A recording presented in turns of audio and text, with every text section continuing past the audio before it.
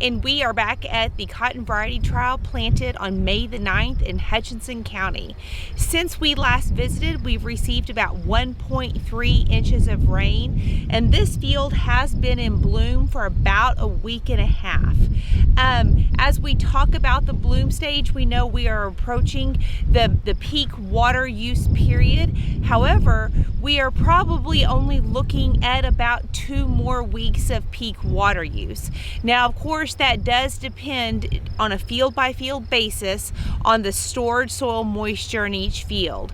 But based off of research that we have conducted at the North Plains Groundwater Conservation District Water Research Center at Etter, we do know that after mid-August, 90% of those flowers do not become a harvestable bulb. So in the next couple of weeks, we want to make sure that we are protecting all of our flowers and our young developing bulbs. Now at this stage, we want to make sure we're scouting for insects. Fortunately, this season we have not had a lot of entomological pressure, but we are at a stage where ligas can be especially limiting.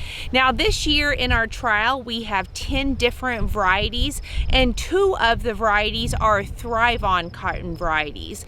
The Thrive-On varieties that we have are Delta Pine varieties, and they do contain a Bt toxin that is very effective against some of the tarnished plant bugs. And of course, ligas is a tarnished plant bug. That ligas will feed on the young squares as well as flowers and can be very yield limiting. So we want to make sure that at this stage we are addressing the ligas pressure.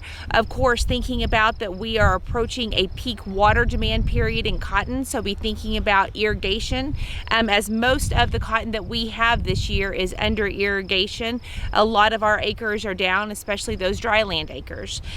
Also at this stage, of course, we're still thinking about our plant growth regulators, and as we are thinking about the growth and development, make sure that we are paying attention to this distance between nodes, and of course taking into consideration the total plant height as well as the number of nodes, and just making sure this plant isn't getting too growthy, and keeping the plant under control. So we're putting all of our resources to developing bulbs.